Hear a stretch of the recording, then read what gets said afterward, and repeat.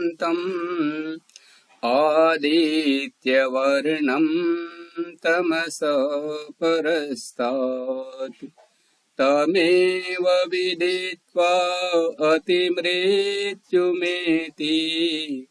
नान्यः पन्था विद्यते येनाय नान्यः पन्था విద్యతే యనాయ. ఈ యొక్క సహజ వైదిక క్రియాత్మక యోగాభ్యాసము మరియు సంధ్యా యోగా బ్రహ్మ సాక్షాత్కారము ప్రశిక్షణకు వచ్చేసినటువంటి సాధకులకందరికీ నమస్తే, స్వాగతం, సుస్వాగతం.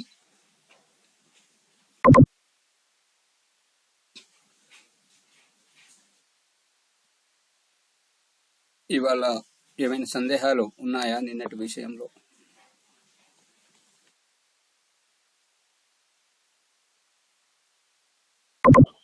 ఓ మాజాజీ, నిన్నటి విషయాన్ని ఇంకా చాలా చెప్పాలని అన్నారు మీరు. ఏంటంటే ఆత్మ దర్శించాలంటే మన యొక్క ప్రత్యేకతలన్నింటినీ తొలగించుకుంటేనే ముందుకెళ్తేనే ఇంకా మనము లక్ష్యాన్ని చేరుకుంటామని చెప్పారు. ఆ విషయం లోపల ఇంకా కొంచెం వివరణ ఇస్తే బాగుంటుందని నా ఉద్దేశం. ఓం. తర్వాత ఈరోజు గురు పౌర్ణిమ సందర్భంలో కూడా విశేషంగా మీరు ఈ ఆధ్యాత్మిక విద్య లోపల ప్రాముఖ్యతను తెలియజేస్తూ తెలుపాలని ప్రార్థిస్తున్నా. ఓం.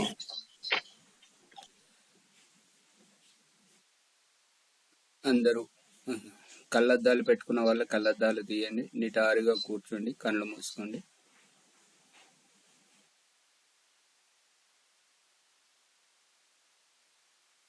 విషయం నిన్నటి విషయం ఇప్పుడు ప్రశ్నించిన దాన్ని బట్టి అయితే రేపు చెప్పుకుందాం. ఇవాళ గురు పౌర్ణమి కాబట్టి ఈ సందర్భంగా చెప్పమని చెప్పేసి అమ్మగారు కూడా నిర్దేశించారు. సువర్చలమ్మ గారు, ముని గారు కూడా అంటున్నారు. ఈ గురు పూర్ణిమ గురువు యొక్క గురుత్వాన్ని గుర్తింపజేసేటువంటిది ఈ పూర్ణిమ, పరిపూర్ణత. గురువు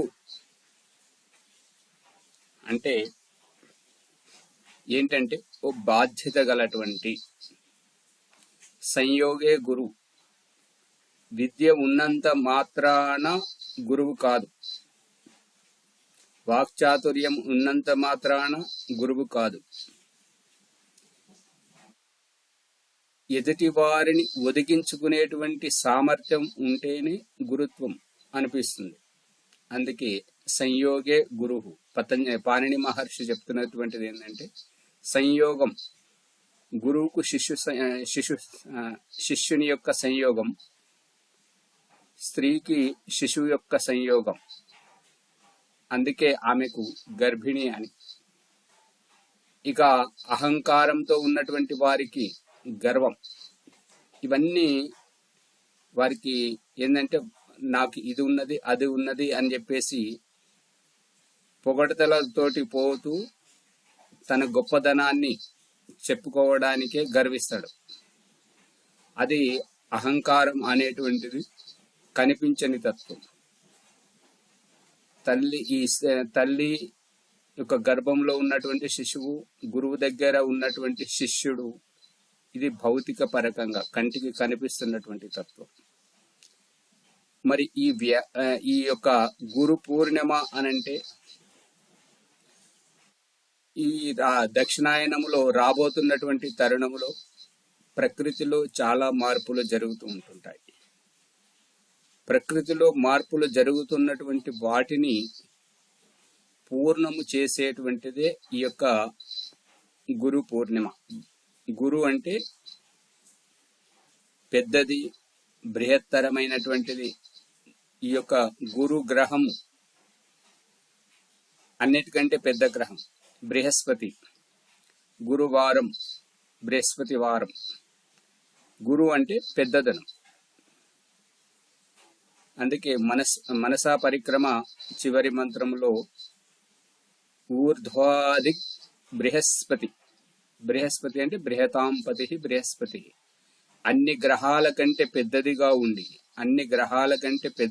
ఉండి ఈ యొక్క ప్రకృతిలో వస్తున్నటువంటి మార్పులకు తాను సవరించుకుంటూ లోటును ఈ యొక్క జీవరాశుల మీద పడకుండా చేసేటువంటిదే ఈ యొక్క వ్యాస పూర్ణిమ. ఈ యొక్క బ్రహ్మాండీయ విషయాన్ని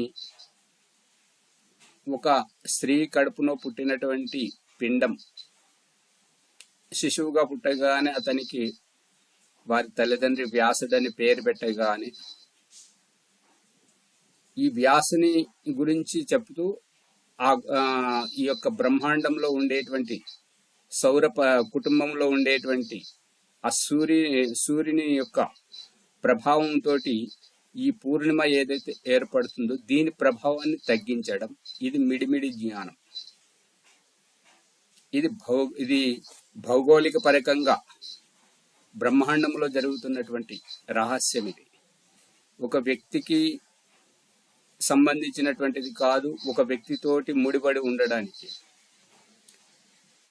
4 వేదాలను విభజించాడని, 4 వేదాలను అందించాడని, ఇంకా పురాణాలను అందించాడని, అన్ని రకాలుగా ఆ వ్యాసుని చుట్టూ ముడిపెట్టడం అనేటువంటిది ఇది చాలా అవిద్యాగ్రస్తమైనటువంటి భావజాలం. కాబట్టి ఈ యొక్క బ్రహ్మాండీయ విషయాన్ని మనము అదే దృష్టికోణంతో మనం చూసినట్టయితే ఈనాటి పూర్ణిమ పరిపూర్ణత అనేటువంటిది ఎవరిలో వస్తుంటది అంటే గర్భంలో ఉన్నప్పుడు తల్లి యొక్క భావజాలం శిశువులో వస్తుంటుంటది. తద్వారా శిశువు పరిపూర్ణుడు అనిపించుకుంటాడు. తల్లి ఎటువంటి భావజాలంతో ఉంటే శిశువు అదే గుణకర్మ స్వభావాలతో పుడుతుంటాడు. గురువు యొక్క సాన్నిధ్యంలో ఉన్నటువంటి శిష్యుడు గురువు ఎటువంటి విద్యను బోధిస్తే అటువంటి భావజాలముతోటే ఉంటుంటాడు. ఆ విద్యలోనే పరిపూర్ణుడు అవుతుంటాడు. ఈ విధముగా ఈ సమాజంలో ఉన్నటువంటిది ప్రతి ఒక్క వ్యక్తి గురువు యొక్క ప్రశిక్షణ పొంది వచ్చినటువంటి వాడు. గురువు దగ్గర శిక్షణ పొంది పరిపూర్ణతను పొంది ఈ యొక్క సమాజంలో వ్యవహరిస్తున్నటువంటి వారి ప్రతి ఒక్కరు. అందుకని ఆ గురువు యొక్క గురుత్వాన్ని గుర్తించాలి అని అంటే ఒక బెస్తవాడు, ఒక వ్యాధుడు వీరు గురిపెట్టి పట్టుకుంటారు, గాలం వేసి పట్టుకుంటారు, వల వేసి పట్టుకుంటారు. గురువు చేసేది కూడా అదే. నా దగ్గర ఈ విద్య ఉంది, ఇదిగో ఇలాగా ఇక్కడికి వచ్చావంటే నీ దశ తిరిగిపోతుంది, నువ్వు ఈ రకంగా మారిపోతుంటావు, రా అని చెప్పేసి భగవంతుడు సహితం మన నిజ జీవితంలో మనకు చూపిస్తున్నటువంటి దృష్టాంతం అంతా ఇదే. ఒక్కొక్క గాలెంకు ఒక్కొక్క చేప మాత్రమే పడుతున్నట్టుగా మనకు బయట ఏ రకంగా మనం చూస్తూ ఉంటుంటామో అదే విధంగా ఒక్కొక్క వ్యక్తిని, ఒక్కొక్క జీవాత్మను వారి వారి కర్మఫలానుసారంగా ఎవరితో ముడిపడి ఉన్నదో వారి వారి గర్భంలోకి పంపిస్తున్నాడు, సంతానంగా పుట్టిస్తున్నాడు. ఆ గాలానికి చిక్కుకున్నటువంటి చేప, ఎవరైతే గాలం వేస్తారో ఆ గాలానికి చిక్కుకున్నటువంటి చేప వారిదే అనిపించుకుంటుంది. ఎవరి వలలోనైతే పడినటువంటి చేపలు వారివే అనిపించుకుంటున్నట్టుగా ఈ భగవంతుడు ఒకరి కడుపున పుట్టించిన తర్వాత చచ్చే వరకు వారి పేరుతోటే, వారు కనిపించినటువంటి తల్లిదండ్రులు బ్రతికి ఉన్నా బ్రతికి లేకపోయినా, ఎవరి ద్వారానన్నా అపహరించకపోయినా, ఎక్కడ ఉన్నను ఈ తల్లిదండ్రుల పేరుతోటే గుర్తించబడతారు. మరి పసితనంలో అపహరించకపోయినప్పుడు తల్లిదండ్రుల పేరు గుర్తు లేకపోవచ్చు, తల్లిదండ్రుల గురించి తెలియకపోవచ్చు, కులగోత్రం గురించి తెలియకపోవచ్చు. కాకపోతే ఎవరో ఒక తండ్రికి పుట్టినటువంటి సంతానమే అనేటువంటి వెకిలితనం అంటే వెకిలితనం అంటే లోటు, ఆ తల్లిదండ్రుల గురించి తెలియక, ఆ కులగోత్రం గురించి తెలియక ఆ లోటులో వారు పెరుగుతూ ఉంటుంటారు. ఇతరుల తల్లిదండ్రుల సంరక్షణలో కులగోత్రంలో పెరుగుతున్నటువంటి వాళ్ళను చూసి నాకు అమ్మ నాన్న ఉంటే బాగుంటుండే, నాకు ఒక కుల గోత్రం, నాకు అన్నదమ్ములు ఉంటే బాగుంటుండే అనేటువంటి వెలితిలో వారి జీవితం గడుస్తూ ఉంటుంటారు. ఇక వల వేసినప్పుడు, గాలం వేసినప్పుడు ఒకటి, వల వేసినప్పుడు అనేకం. ఈ ధర్మోపదేశకులు ఈ రకంగా ఇక పూజ పేరు మీద మన ఇంటికి వచ్చినటువంటి పురోహితుడు, ఆ పురోహితుడిని పంపించి రాయబారం చెప్పిస్తున్నాడు భగవంతుడు. నువ్వు ఇలా పూజ చేయి, ఇలా చేస్తే ఇలా భగవంతుడు నీకు అనుకరిస్తుంటాడు, నీ దుఃఖాన్ని దూరం చేస్తుంటాడు, నువ్వు ఇలా చెయ్యమని చెప్పేసి మనల్ని ప్రేరేపింపజేయడం, తద్వారా మనం ప్రభావితమై మనమే పూజ చేయడం, ధ్యానం చేయడం, ఉపాసన చేయడం, మనం చేయడం. ఈ రకంగా మనలో ఉన్నటువంటి వెలితి అవిటితనాన్ని తీసేసి పరిపూర్ణత చేసి తన ఒడిలోకి చేర్చుకుంటున్నటువంటి పైన పరమాత్ముడు దూరంగా ఉన్నటువంటి వాళ్ళను మనల్ని పురోహితుని ఉపదేశాలతో ప్రభావితం చేసి, పూజ పేరుతో ప్రభావితం చేసి తన దగ్గరికి అక్కున చేర్చుకుంటున్నాడు. ఈ విధంగా మనలో ఉన్నటువంటి అవిద్యను పారదోలి, ఈ విధంగా మన జన్మాంతరంతో అవిద్యతోటి భగవంతుడే తెలియనటువంటి మనకు ఈ పురోహితుని ద్వారా తెలియజేపిస్తున్నాడు. ఈ యొక్క ధర్మ గ్రంథముల ద్వారా, ఈ గురువు ద్వారా తెలియజెప్పిస్తున్నాడు. మనలో ఉన్నటువంటి అజ్ఞానాన్ని, చీకటిని దూరం చేసి జ్ఞానోదయాన్ని కలిగించి మనలో పరిపూర్ణతను కల్పింపజేస్తున్నాడు. అందుకే ఈ రహస్యాన్నంత పసిగట్టినటువంటి పతంజలి మహర్షి స పూర్వేషామపి గురుహు కాలేన అనవచ్ఛేదాత్, అందరి గురువుల కంటే గొప్ప గురువు ఆ యొక్క పరమేశ్వరుడే. ఆ పరమేశ్వరుడు మన చేత నటింపజేసి, మనము తెర మీద చూస్తున్నటువంటి చలచిత్రము, టీవీలో వస్తున్నటువంటి సీరియల్లో ఏంటంటే ఒకరి చరిత్రని ఇంకొకరు నటిస్తుండగా చూడడం. అంటే జరిగిన చరిత్ర ఒకరిది, నటించేటువంటిది నటీనటులు ఇంకొకరు. కానీ మన నిజ జీవితంలో మాత్రం మనకు కావలసిన విషయాన్ని మనల్నే పాత్రధారులను చేసి, మన చేతనే నటింపజేసి మనకి కనువిప్పు కల్పిస్తున్నాడు. ఈ రకంగా మన బాధ్యతనంతా చేపట్టినటువంటి ఆ యొక్క పరమేశ్వరుడు, ఏ రకంగా గర్భంలోకి వచ్చినటువంటి శిశువు బాధ్యతను ఆ గర్భిణీ స్త్రీ చేపట్టి ఎంత జాగ్రత్తగా 9 మాసాలు పోసి కనిపెంచుతుంటుంటుందో, ఇంటిలో తన సంతానాన్ని, భార్యను, పిల్లలను ఆ ఇంటి యజమాని ఏ రకంగా చూసుకుంటూ ఉంటుంటాడో, ఒక వ్యాపారంలో తన కర్మచారులను, తన వ్యాపారాన్ని ఒక వ్యాపారస్తుడు ఏ రకంగా చూసుకుంటాడో, ఒక కంపెనీ పెట్టినటువంటి వ్యక్తి తన కంపెనీని పనిచేసేటువంటి ఉద్యోగులను, వారి జీతభత్యాలను అన్ని రకాలుగా ఏ రకంగా చూసుకుంటుంటాడో, ఇదంతా గురుత్వ బాధ్యత భగవంతుడు చూపిస్తున్నటువంటిది. కొంతమంది ఈ యొక్క రహస్యాన్ని తెలుసుకోకుండా, ఇక ఈ శాస్త్రంలో చాణక్యుడు కానివ్వండి, ఇంకా మహాభారతం, రఘువంశం, ఈ యొక్క శివరాజీయం, శివాజీ గురించి, ఇలా అనేక కావ్యాలు ఏవైతే ఉన్నాయో వాటిలో చెప్పబడింది ఏంటంటే, ఏ ఇంటి ముందైతే గురువు యొక్క, విద్వాంసుల యొక్క, గొప్ప మహాపురుషుల యొక్క కాళ్ళు కడిగిన బురద తడి ఆరిపోకుండా ఉంటుంటుందో, అంటే ఎప్పటికీ మన ఇంటికి అతిథులు రావాలి, గురువులు రావాలి, ఆ ఇంటిలో అజ్ఞానం అనేటువంటిది రాదు, ఆ ఇంటికి దరిద్రత అనేటువంటిది రాదు, ఆ ఆ ఇంట్లో ఉండేటువంటి వారి జీవితాల్లో ఈ యొక్క ఈర్ష్య, ద్వేష, కల్మషాలు అనేటువంటివి రావు. కానీ కొంతమంది ఏం చేస్తున్నారంటే, గతమైతే మన చేతుల్లోంచి తెలియకనో తెలుసో ఏదో రకంగా జరిగిపోయింది. కానీ భవిష్యత్తు కాలము కూడా,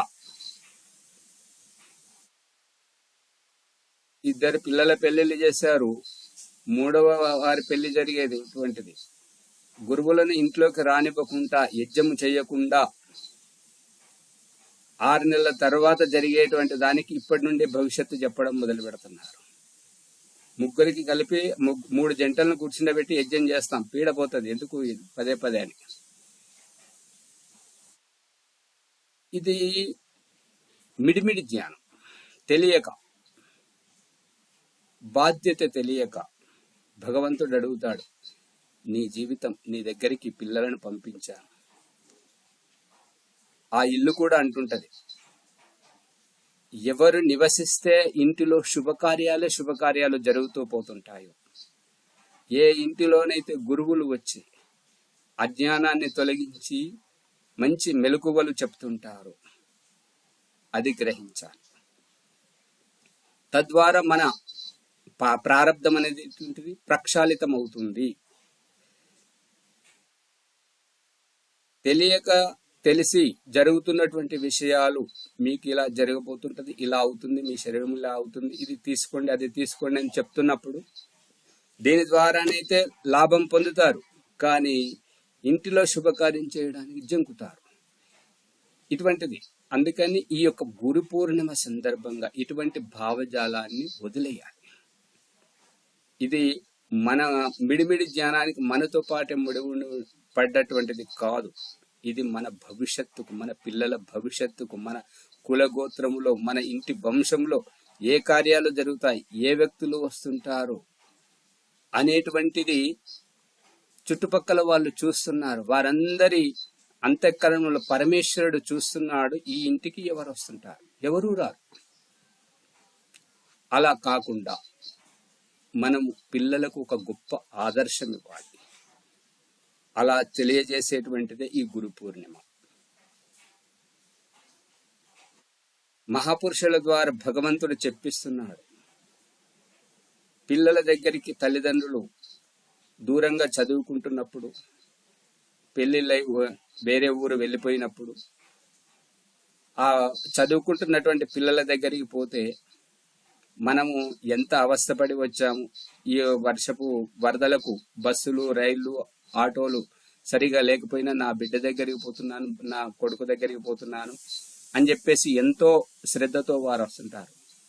వస్తూ ఉండగా బస్సులో పర్సు కూడా పోతుంటారు, లేదంటే దొంగలే ఎత్తుకపోతుంటారు, ఏదో నానా రకాలుగా తంటాలు పడి మనం పోతుంటే ఆ పిల్లలు ఏమంటారు, నా గురించి ఏం తెచ్చావు.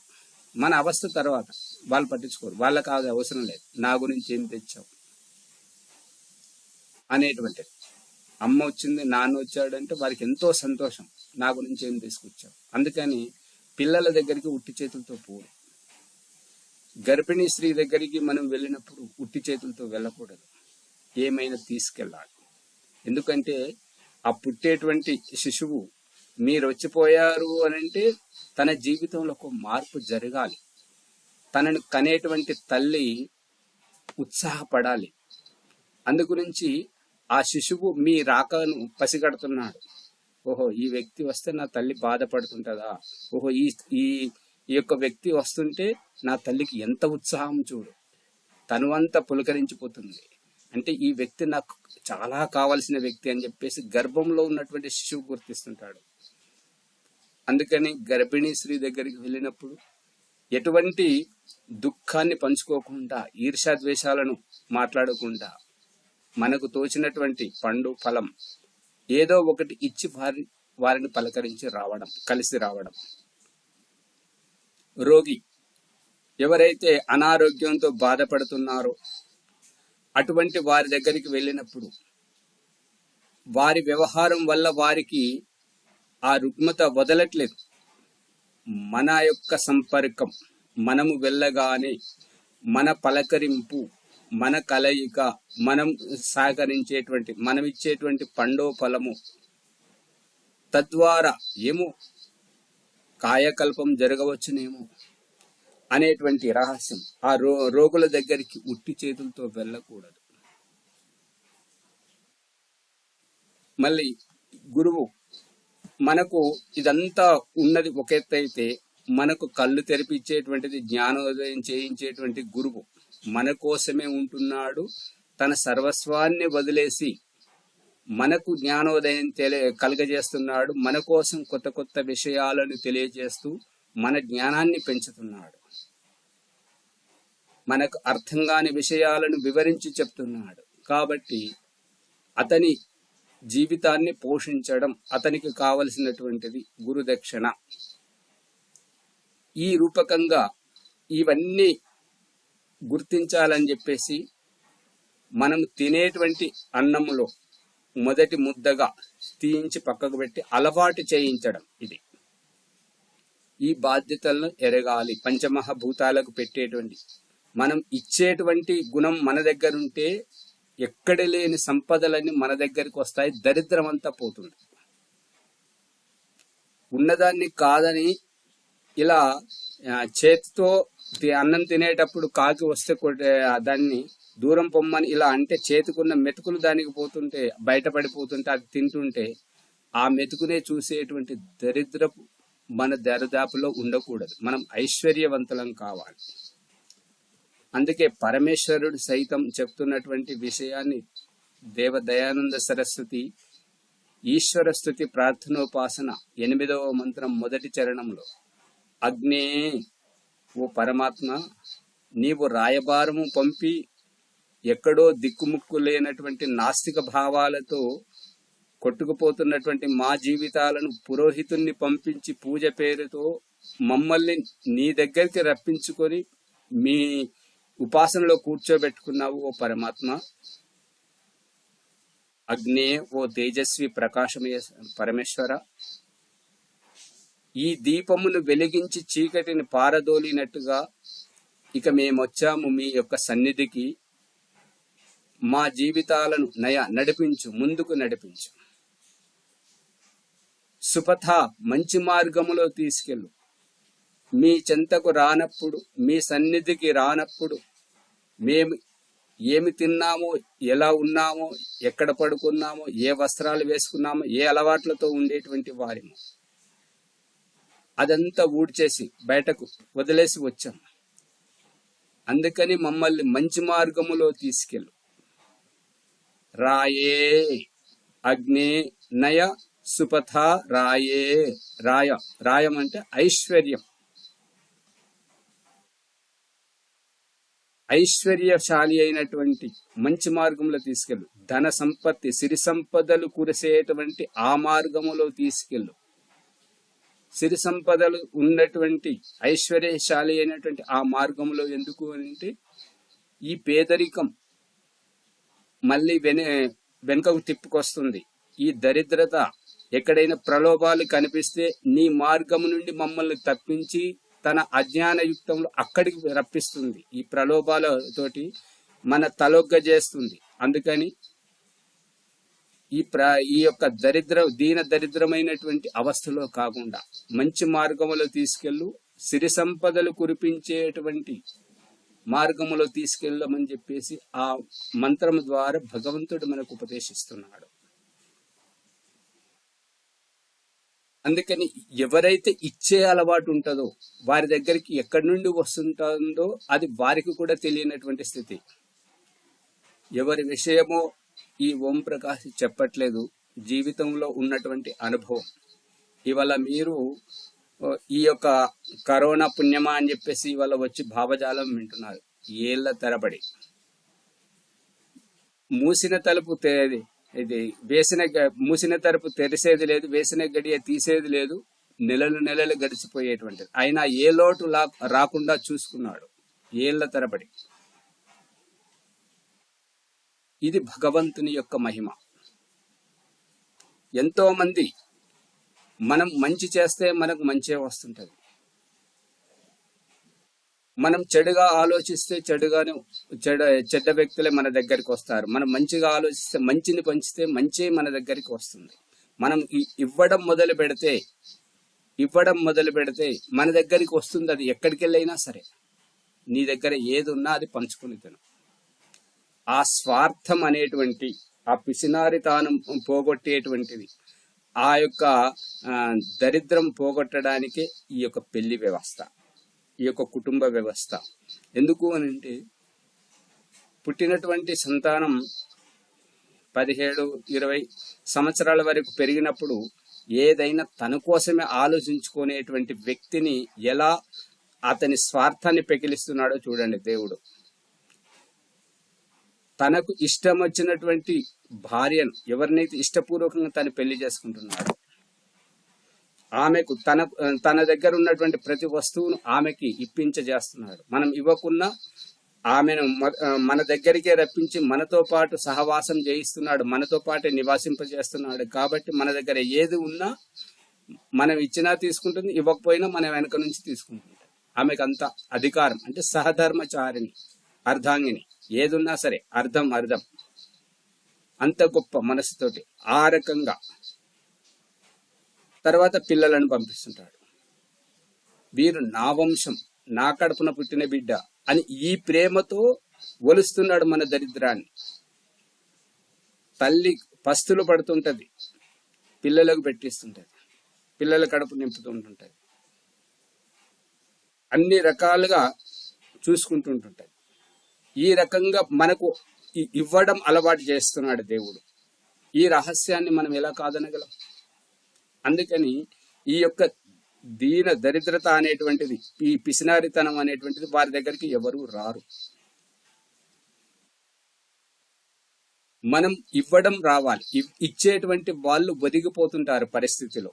అందుకే వారి ముఖములో ఒక పువ్వు వికసించినప్పుడు పరిమళం వెదజల్లుతున్నట్టుగా ఒక అందం, ఒక ఆనందం, పువ్వు వికసించి అందరిని పిలుస్తుంటారు. ఇదిగో నా అందం, నన్ను చూడు అని చెప్పేసి ఆకర్షింపజేస్తుంటది.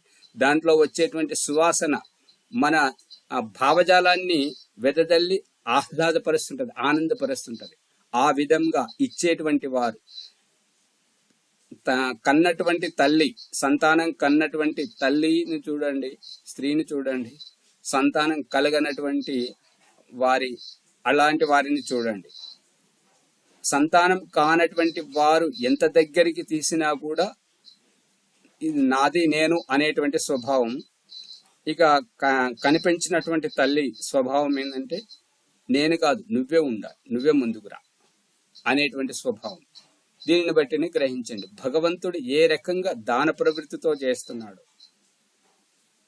ఏ రకంగా మనల్ని పరోపకారాలను చేస్తున్నాడు. ఒక పశువును సైతం పాలు ఇప్పించి, పేడ ద్వారా, గోమూత్రం ద్వారా ఎరువులను కల్పించి, పంటలు పండించి, పాలు, పెరుగు, నెయ్యి, వెన్న వీటన్నిటితోటి మనల్ని పోషణ చేయడం. ఒక నది దాహార్తులకు దాహం తీర్చి, ఒక చెట్టు నీడనిచ్చి, కర్రలనిచ్చి, పండ్లనిచ్చి, పువ్వులనిచ్చి ఎంత ఉపకారం చేస్తున్నాయో చూడండి. వాటిని చూపించుకుంటూ ఈ మనిషి యొక్క పిసినారితనం, ఈ దరిద్రతను ఒలుస్తున్నాడు భగవంతుడు. నేను ఏ రకంగానైతే ఐశ్వర్యశాలిని నీకు ఇస్తున్నాను, నువ్వు ఇతరులకు ఇవ్వు, పంచిపెట్టేటువంటి భావజాలంతో ఉండు అని చెప్పేసి పరమేశ్వరుడు ఇస్తున్నటువంటి సందేశం.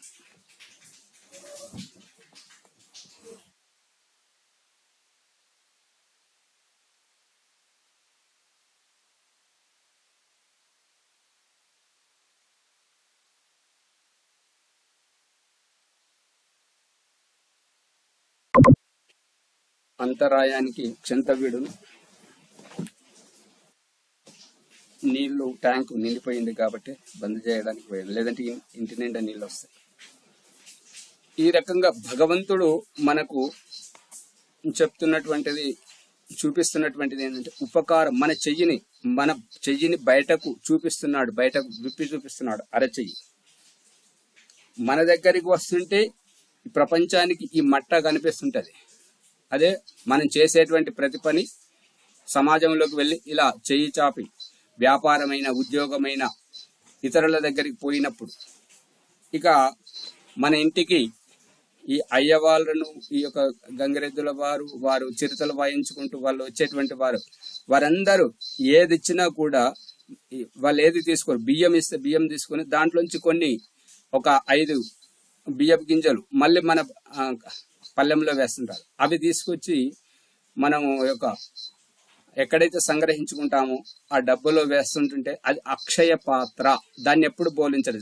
మంచి గృహిణి ఎవరైతే ఉంటుంటారో ఈ రహస్యాన్ని తెలిసిన ఆవిడ ఎప్పుడు పాత్రను బోలించదు. దాంట్లో ఉన్న కాడికి ఎంత పేదరికమైనా సరే ఎన్ని తీసుకున్నా ఒక 2-3 విత్తనాలు దాంట్లో ఉంచుతుంటారు, గింజలు, బియ్యపు గింజలు. అందుకని పాత్రను బోలించరు. ఆ బోలించని పాత్రని అక్షయ పాత్ర ఎక్కడి నుండి వస్తుందో తెలియదు. ఇది భగవంతుని యొక్క అనుగ్రహం. ఈ యొక్క గురు పూర్ణిమ రోజు మనకు తెలియజేసేటువంటి గురువు ఎక్కడెక్కడి రహస్యాలను తెలియజేస్తుంటాడు. దయానంద సరస్వతి పుట్టినప్పటి నుంచి ఎంతో మంది దగ్గరికి, గురువుల దగ్గరికి పోయి అన్ని రకాలుగా యోగాభ్యాసము, అష్టాధ్యాయము, శుక్ల యజుర్వేదము ఇవన్నీ నేర్చుకొని వచ్చినా కూడా విరజానందన దగ్గరికి వస్తే ఏం చెప్తున్నాడు అంటే, తలుపు కొడితే ఎవరు నువ్వని బయట నుంచి ద్వారం దగ్గరికి వెళ్ళి బయట నుంచి దయానందుడు తలుపు కొడితే లోపల నుంచి శబ్దం వస్తుంటది. ఎవరు నువ్వు అని అంటే, అది తెలుసుకోవడానికే వచ్చాను స్వామి అని చెప్పేసి బయట నుంచి దయానందుడు చెప్తుంటాడు.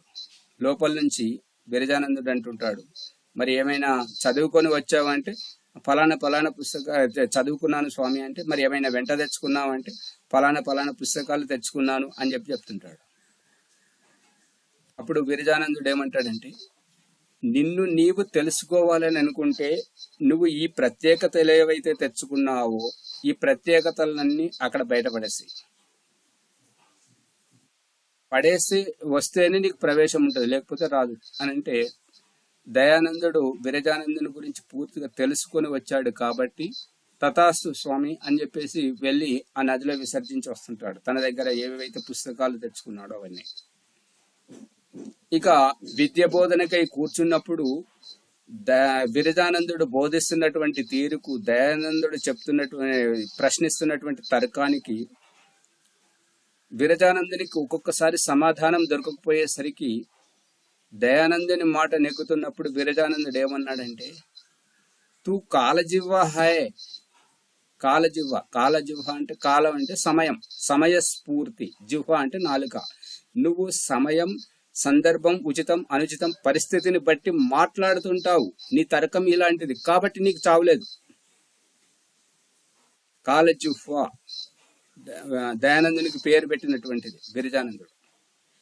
నువ్వు సమయస్ఫూర్తితో మాట్లాడుతుంటావు, నీకు తిరుగులేదు, నీ అభిప్రాయానికి తిరుగులేదు, నీకు చావు లేదు అనేటువంటి అభిప్రాయం విరజానందుడు దయానందుకు బోధిస్తుంటాడు. అందుకే పోయేటప్పుడు, గురుదేవ నా విద్యాభ్యాసం పూర్తయిపోయింది, నేను వెళ్ళిపోతున్నానంటే అప్పుడు అడుగుతాడు. ఈ దయానందుడు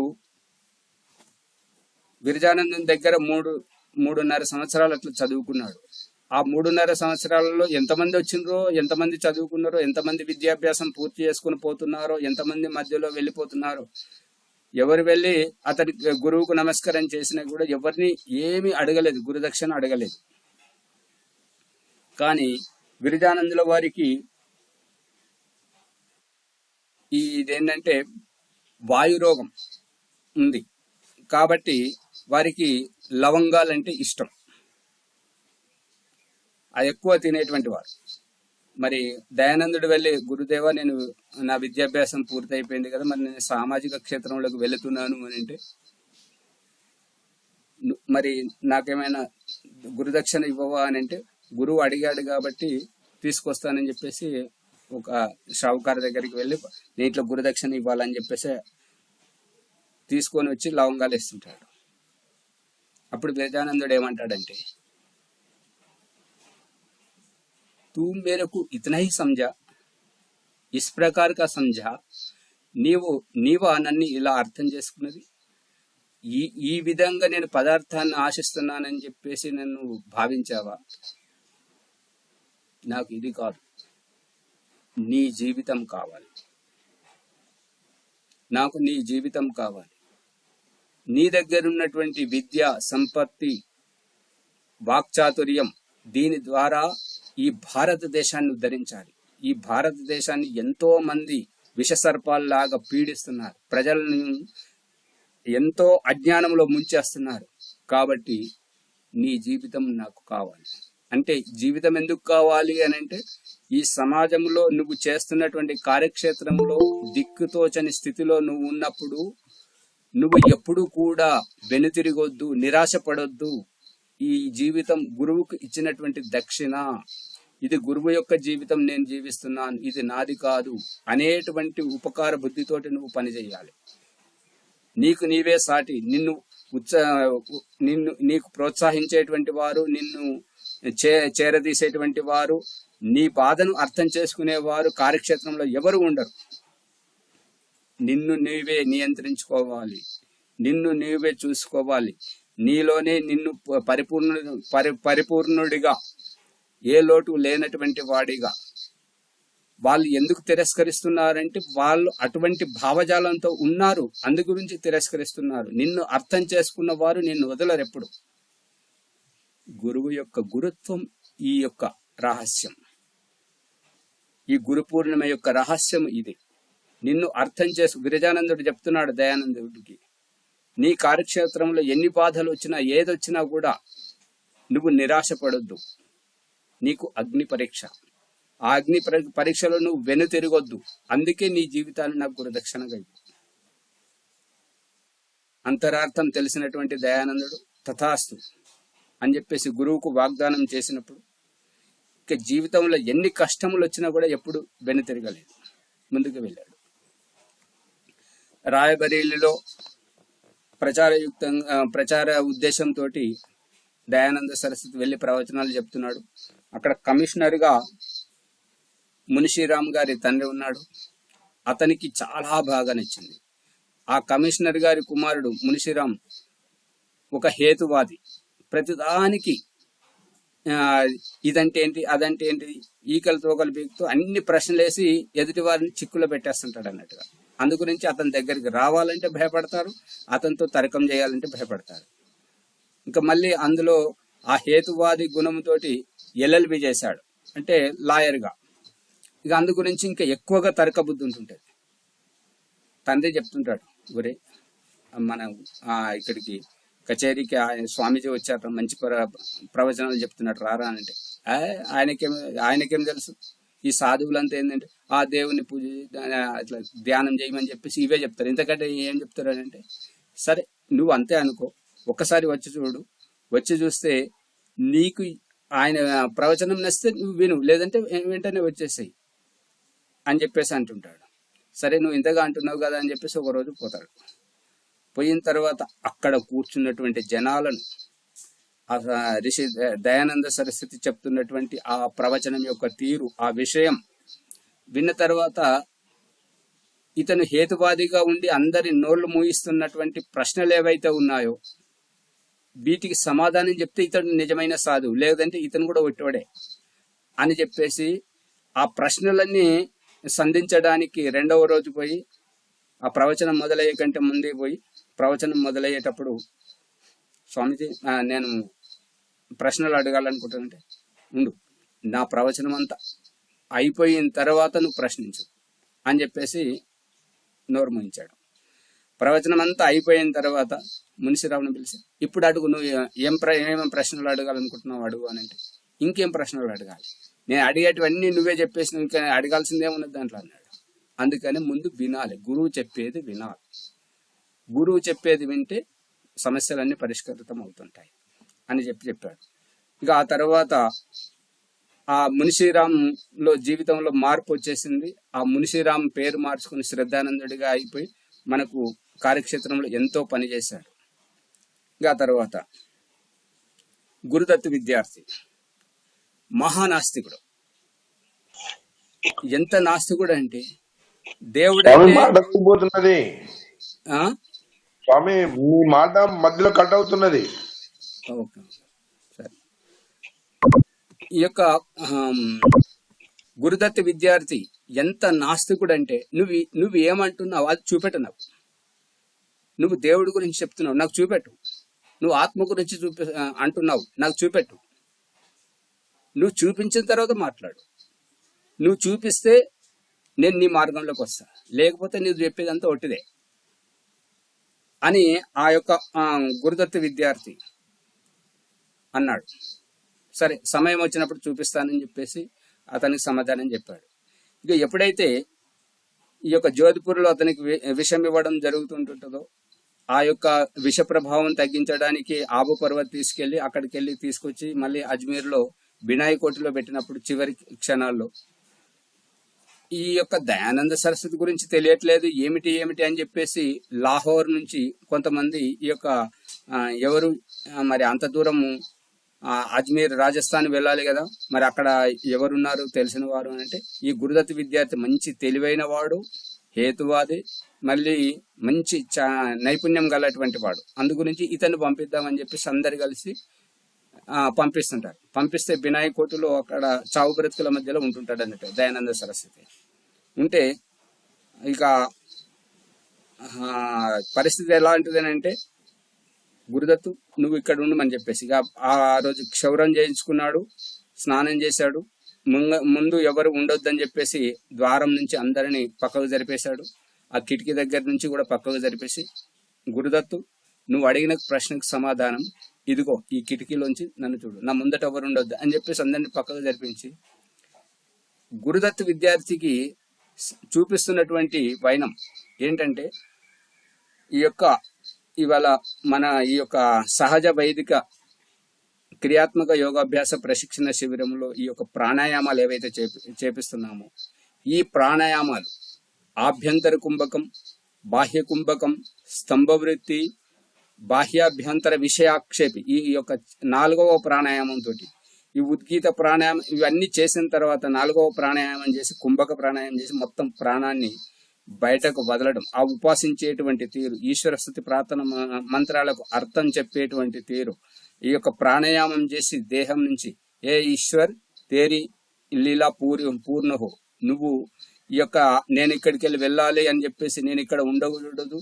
ఈ దేహంలో ఉండొద్దు అని చెప్పేసి నాకు ఈ విషం ఇప్పించి ఇన్నిసార్లు ఇబ్బంది పెట్టావు కదా, ఇక నేను పోతున్నాను, నేను ఈ దేహంలో ఉండలేను, ఈ యొక్క దుఃఖమయమైనటువంటి జీవితంలో నేను ఉండలేను, నేను వెళ్ళిపోతున్నాను, ఇక నీవు ఉండు, నేను ఉండలేను అని చెప్పేసి బాహ్య కుంభకం చేసి ఈ యొక్క ప్రాణాన్ని వదిలేస్తే, ఆ యొక్క తీరు చూసి ఈ యొక్క గురుదత్త విద్యార్థుల్లో నాస్తిక భావం పోయి ఆధ్యాత్మిక భావం వచ్చేసి ఆర్య సమాజ 10 నియమాలను 5 నియమాలను ముందు వైపుకు 5 నియమాలను వెనుక వైపు రాసుకొని 2 చేతుల్లో 2 జెండాలు పట్టుకొని ఆర్య సమాజ ప్రచారం చేశాడు గురుదత్త విద్యార్థి. ఈ రూపకంగా మా ఉపనిషత్తుల్లో వస్తుంటది, ఉద్దాలక మహర్షి విద్య బోధిస్తున్నప్పుడు శిష్యునికి చెప్తుంటాడు, వర్షం వస్తున్నది, వరదలు వస్తున్నాయి బాబు, మరి నాటు వేసాం కదా, మరి ఆ వరదలు వస్తే పొలాలు అని గట్లు తెగిపోయి పొలం అంతా పాడైపోతుంటది, కొద్దిగా అది చూసి రాపో అని చెప్తుంటే, అక్కడికి పోయేసరికి వరదలు వస్తుంటాయి. ఎంత వేగంగా వస్తున్నది అంటే, ఇలా మట్టి వేస్తుంటే మళ్ళీ అది వెళ్ళిపోతుంటది, మళ్ళీ ఇంకోసారి ఇలా వేసి ఇంకొక చేతితోటి మట్టి తెచ్చే వరకు అది వెళ్ళిపోతున్నాయి, ఎంత చేసినా ఆగట్లేదు. ఏం చేస్తాడంటే చివరికి తానే ఆ గండికి అడ్డంగా పడుకున్నాడు. గంట అయింది, 2 గంటలు అయింది, 3 గంటలు అయింది, ఏంది ఈ అబ్బాయి పోయాడు, మరి ఏమైందని చెప్పేసి అప్పుడు ఉద్దాలక మహర్షి ఆ పాఠ్యాంశాన్ని ఆపేసి ఆ పొలాలలోకి వస్తే ఏంటంటే, ఆ ఆరుని శిష్యుడు పొలం గట్టుకు ఏది గండి పడ్డదో దానికి అడ్డంగా పడుకొని ఉన్నాడు. చూసి ఎంత తన్మయత్వంతో, బిడ్డ నేను చెప్పిన దానికి ఈ పొలం పోతుంది, ఏముంది, మళ్ళీ నాటేసుకుందాం, నువ్వు ఈ రకంగా నీళ్ళలో పడుకుంటే నువ్వు ఈ శరీరం చల్లబడిపోయి నువ్వు చచ్చిపోతావు కదా అంటే, నేను చావడం నాకు ముఖ్యం కాదు గురుదేవ, మీరు ఆజ్ఞాపించారు, మీ ఆజ్ఞ నిలబడాలి, అందు గురించి మీ ఆజ్ఞను నేను పాటిస్తున్నాను, నా జీవితం గురించి నాకు చింత లేదు అని ఆ ఆరుని గురువు యొక్క ఆజ్ఞకు కట్టుబడి ఉన్నాడు. ఈ గురు పూర్ణిమ ఇదంతా ఏంటంటే గురుత్వాన్ని, బాధ్యతను నేర్పించేటువంటిది. బాధ్యతాయుతమైనటువంటి భావజాలంతో మన జీవితాలను మార్పు చేసేటువంటిది. గురువును గుర్తించాలి. మనకు వంటింట్లో గరిటె ఉంటుంటది. ఆ గరిటెతోటి అన్నం కలుపుతుంటాం, పాయసం కలుపుతుంటాం, పాలు కలుపుతుంటాం, టీ కలుపుతుంటాం, ఛాయలు కలుపుతుంటాం, ఇంకా కూరలు అన్ని కలుపుతుంటాం. అన్నిట్లలో పోతాయి, కానీ ఏ రుచి తెలియదు దానికి. ఈ గురువులను మార్చేటువంటి వారికి, గురువుల గురుత్వాన్ని గుర్తించకుండా ఈడ కొద్దిసేపు ఆడ కొద్దిసేపు వీరి మాటలు కొన్ని వారి మాటలు కొన్ని ఇవన్నీ వింటూ కాలక్షేపం చేస్తున్నటువంటి వారే దుఃఖంగా ఉంటుంటారు. వారికే దుఃఖం వస్తుంటది. ఇంత మంచి ఆధ్యాత్మిక ప్రవచనంలో కూర్చుండి వీళ్ళు ఎందుకు ముఖం అది దాచుకుంటున్నారు అని చెప్పేసి అడుగుతున్నారు మునిగారు. ఎందుకు మూసుకుంటున్నారు అంటే బిడియం, దరిద్రం. ఎందుకు అని అంటే ఆధ్యాత్మిక స్థానంలో గురువు దగ్గరికి వచ్చి మొహం దాచుకోవడం ఎందుకు? అందరు చూస్తుంటారు కదా, ఒక యోగి, ఒక ఋషి, తపస్వి లాగా. భగవంతుడు చూపిస్తున్నటువంటి దృష్టాంతం ఏంటంటే, మనం ఏవైతే దాపరికాలు చేసుకుంటామో భార్యను పంపించి ఆ భర్త యొక్క దాపరికాలను అన్ని భార్య దగ్గరికి భర్తను పంపించి భార్య లోపాలను భర్తకు, భర్త లోపాలను భార్యను చూపించి ఒకరికొకరు ఆ యొక్క బలహీనతలను దూరం చేసుకొని ఒదిగిస్తున్నాడు. ఆ తర్వాత పిల్లలను పంపించి, అంటే మనకు దాపరికం ఎంతవరకు అయితే ఉంటుంటుందో అదే దుఃఖం. ఎంతవరకైతే గురువు నుంచి దూరంగా ఉంటుంటామో, కొంతమంది చాలా మంది ఈ యొక్క ఓంప్రకాష్ అంటే ఇష్టపడనటువంటి వారు ఈ యొక్క భావజాలాన్ని తెరచాట నుంచి వింటుంటారు.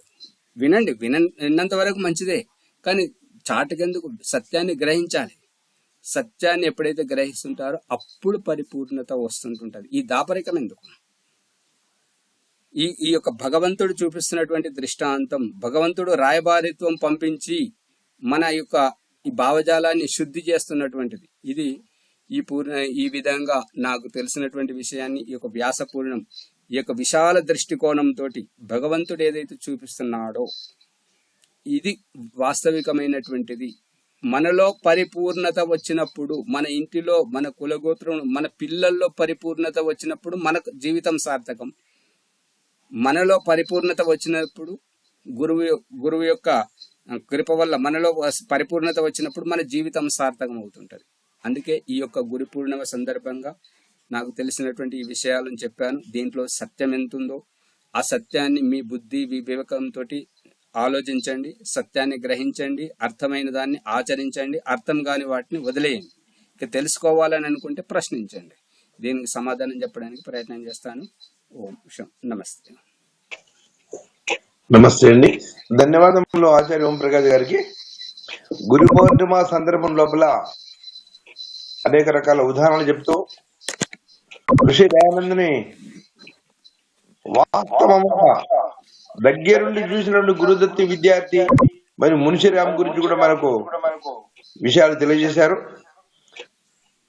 వారి అడుగుజాడల్లో మనం నడవాలని ఆశిస్తూ వారికి ధన్యవాదాలు తెలియజేస్తున్నాను. తర్వాత కార్యక్రమం లోపల ఒక భజన, ఎవరైనా